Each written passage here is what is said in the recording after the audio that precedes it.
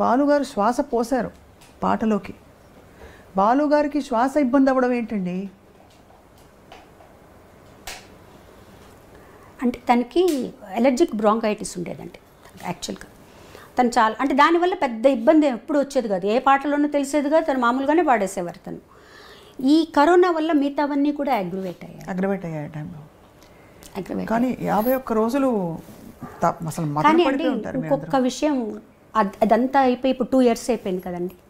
ఇప్పుడు ఆలోచిస్తే నాకు తనకి ఏది మంచిదో అదే జరిగింది అనిపిస్తుంది. అంటే మనకి బాలుగారు లేరు, మనకి లోటు తీరది లోటు, కానీ బాలుగారు మటుకు చిరస్థాయిగా అందరి మనసులో నిలిచిపోయారు. బాలుగారు 100 ఏళ్ళు బతికి ఏ బెడ్లోనే ఉండి పాటలు పాడలేక తన బెడ్లో ఉంటే మనం ఎంత కష్టపడతామండి ఆలోచించండి. తను గుర్తుపెట్టుకునే విధంగా తక్కువ వెళ్ళిపోయారు. అరే ఇంకా ఉంటే బాగుండు, ఈ వ్యక్తి మనతో ఉంటే బాగుండు, ఇంకా ఎన్ని పాటలు పాడచ్చు, ఈయన ఇంకా ఎంత చేయొచ్చు అనే స్థితిలో మనల్ని అందరినీ పెట్టి వెళ్ళిపోయాడు తను. ఈ మర్చిపోవడం అంటూ మనకు ఉండదు. బాలుగారిని జీవితాంతం మనతోనే ఉంటారు ఆయన, మర్చిపోవటం బాగా ఏజ్ వచ్చి అందరూ మర్చిపోయి అప్పుడు అసలు తను ఎవరు పట్టించుకొని ఒక స్థితి వచ్చిందనుకోండి, మనము చూసేవాళ్ళకి కష్టం, తన వల్ల కూడా కాదనమాట. పాట పాడకుండా తను ఉండలేడండి. తను ఒక్కరోజు కూడా ఒక్క పాట పాడకుండా ఉండలేడు. తను ఎప్పుడూ డాక్టర్లు లోపలికి వచ్చినా ఇలా పెట్టి నేను పాడతానని అనేవాడు. ట్రైకియాస్టమీ చేసినప్పుడు ఎప్పుడు మళ్ళీ తీసేస్తే నేను పాడతానా అన్నీ అడుగుతూ ఉండేవారు అనమాట. సో డాక్టర్స్ ఏమన్నారు, ఒక 2 years బెడ్ రెస్ట్ కావాలి తనకి, ఇంట్లో బాగా అయిపోతే బాగా హాస్పిటల్ అట్మాస్ఫియర్ ఇంట్లో ఉండాలి అని చెప్పారు. అప్పటికే అంత. కానీ ఆ వీడియో ఇప్పటికీ కూడా మనసులో అలా మెదులుతుందండి. అవునండి. చెప్పేసి వస్తాను, తిరిగి వస్తానని చెప్పి మాకందరికీ కూడా చెప్పారు, మీరు ఊరికే కంగారు పడి ఫోన్లు చేయకండి, వచ్చేస్తాను నేను, జస్ట్ ఊరికి పాజిటివ్ అని వచ్చింది అక్కడ జాయిన్ అయ్యాను నేను అంతే తప్పించి ఏం ప్రాబ్లమ్స్ లేవు. 15 days వరకు అలాగే. 15 days తర్వాత కోవిడ్ నెగిటివ్ వచ్చింది. ఆ తర్వాత ఒక్కొక్కటి ఇబ్బంది పెట్టేసి. So it's what ever it is అండి, హీఈస్ దేర్ ఫర్ అస్. ఆయన ఎప్పుడు మా వెనకాల ఉంటాడు. నేను చరణ్తో అందరితో అదే చెప్తాను, నా అన్న మనతోనే ఉంటారు, ఆయన మనల్ని లీడ్ చేస్తారు. వదిన గారు చాలా ఎఫెక్ట్ అయ్యారండి, మా అందరికంటే కూడా వదిన చాలా ఎఫెక్ట్ అయ్యారు. ఆవిడ ఆల్మోస్ట్ ఒక డిప్రెషన్ స్టేజ్లోకి వెళ్ళిపోయారు. ఇప్పుడు కొంచెం బెటర్, అంటే చాలా ఆరోగ్యపరంగా కూడా బాగా దెబ్బతిన్నారు ఆవిడ. ఎందుకంటే ఒకే హాస్పిటల్ ఇద్దరు పక్కన ఉన్నారు. ఆవిడ కూడా కోవిడ్ వచ్చి అక్కడే జాయిన్ అయ్యారనమాట. అక్కడ ఏం జరుగుతుందో తెలియదు, పిల్లవాడు ఒక్కడు, ఎవరిని పంపించరు, వాడిని ఒక్కడనే పంపిస్తారనమాట.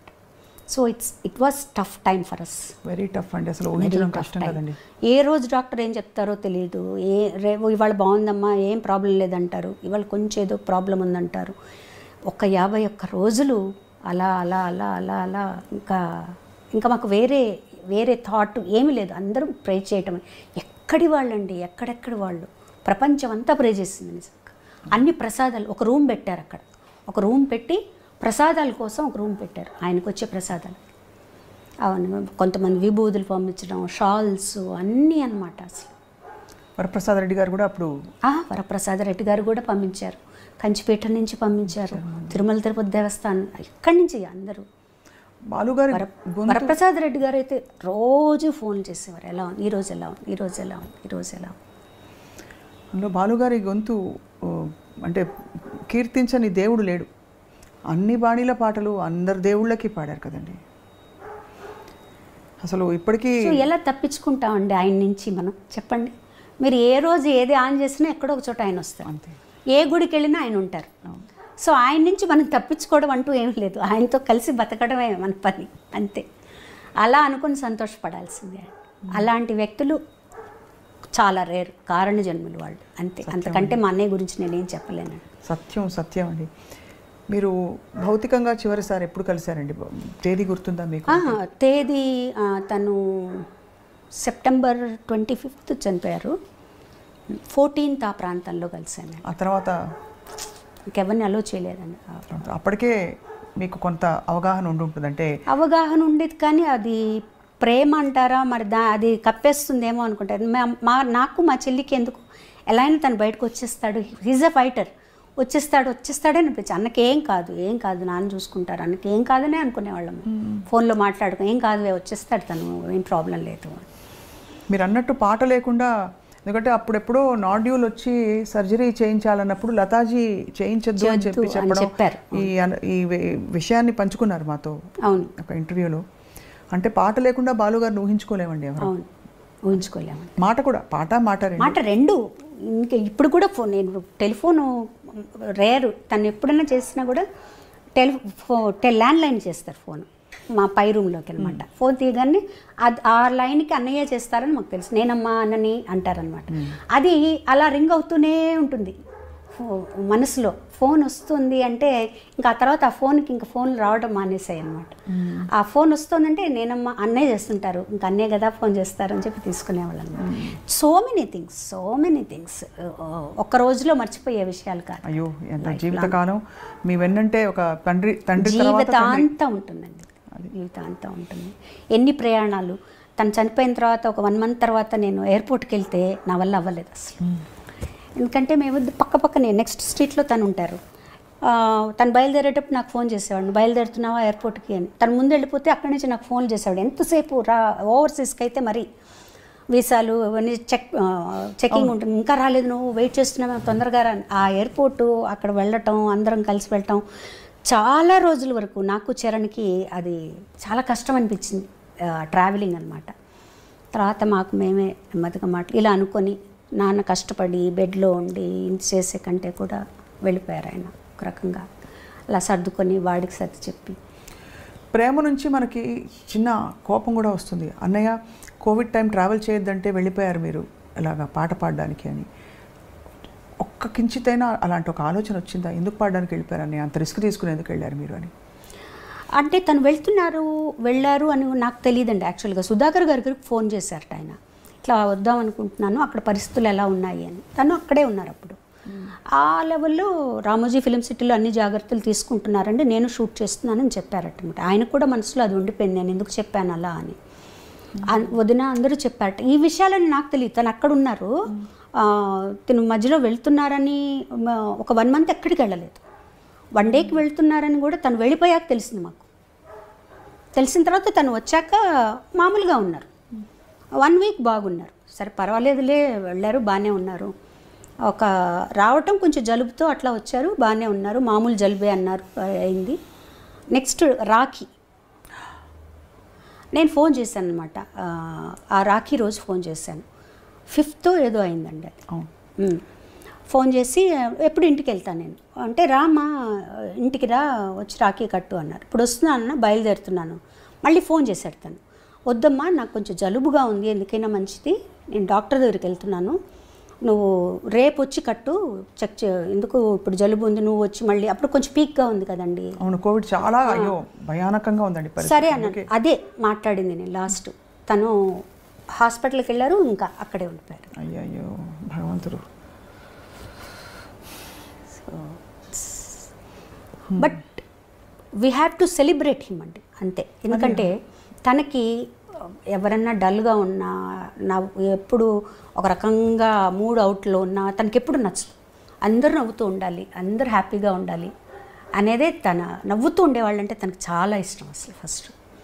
సో మమ్మల్ని మాకు మేమే బూస్టప్ చేసుకొని మేమే అనుకున్నాం అనమాట. ఈ సంవత్సరం నేను పల్లవి అందరం కలిసి every year will celebrate SPB, అంతే. ఆయనకేమి ఇష్టం అది చేద్దాం, పాటలు పాడుకోవడం, అంత్యాక్షరీలు ఆడుకోవడం, ఇలా చేద్దాం మనం. ఊరికే బాధపడి లాభం లేదు, విల్ సెలబ్రేట్. గొప్పగా ఉందండి మీ ఆలోచన, బాలుగారి ఆలోచన లాగే ఉంది.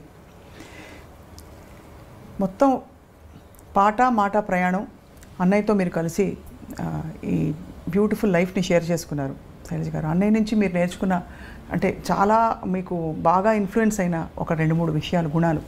అఫ్కోర్స్ మీ నమ్రతను చూస్తే అర్థమైపోతుంది అందరికీ.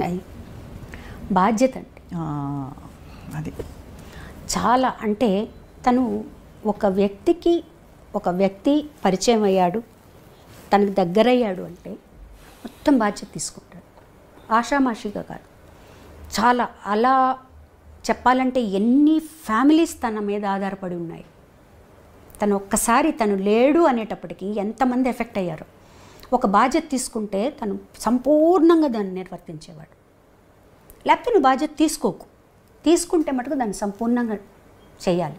తర్వాత కృతజ్ఞత. తనకి ఎవరన్నా ఇంత చిన్నది చేస్తే చాలు, దాన్ని ఇంకా లైఫ్ లాంగ్ గుర్తుపెట్టుకొని వాళ్ళ జీవితం అంతా సహాయం చేస్తారు వాళ్ళకి. ఈ 2 విషయాలు నేను బాగా గమనించానండి. తన ఫ్రెండ్స్ కానీ, ఆ ఫ్రెండ్స్కి ఫ్రెండ్స్ కానీ ఎవరు బాగాలేదన్నా కూడా నా చేతనైన సహాయం ఇది. నాకు తర్వాత తను పోయాక చాలా విషయాలు తెలిసాయి అన్నమాట. డ్రైవర్కి కొంత డబ్బులు ఇచ్చి హైదరాబాద్లో కానీ చెన్నైలో కానీ కొన్ని హాస్పిటల్స్కి పంపించి, ఫలానా వాళ్ళకి ఈ డబ్బులు ఇచ్చిరా, ఫలానా హాస్పిటల్లో వీళ్ళు ఉన్నారు వాళ్ళకి హెల్ప్ చేసిరా, ఇవన్నీ చెప్పు. ఎవరు పంపించారంటే ఏం లేదు, వచ్చేసాయి అని ఇలా రోజు పంపించేవారు.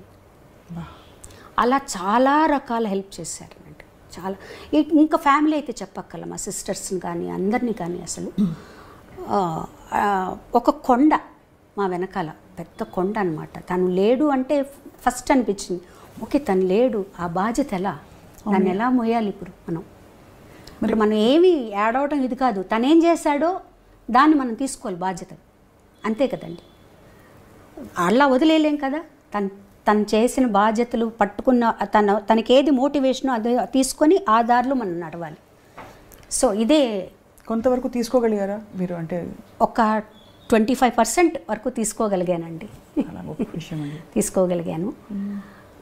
అది కూడా తను హెల్ప్ చేస్తేనే, తన పైనుండి ఆశీర్వదిస్తేనే అండి, అంతే. లేకపోతే మనం అంతకంటే ఏమీ చేయలేం. ఇంకంతకంటే ఆయనకి మనం ఇచ్చేది ఏమీ లేదండి. మనం ఏమి ఇస్తాం ఆయనకి చెప్పండి? ఆయనకి నచ్చినట్టు ఆయన వేసిన దారిలో మనం నడవటం అంతే. ఆయన గుర్తుపెట్టుకోవడం, ఆయన చేసిన మంచి పనులు ఏమైనా ఉంటే అవి మనం చేయగలగటం అంతే.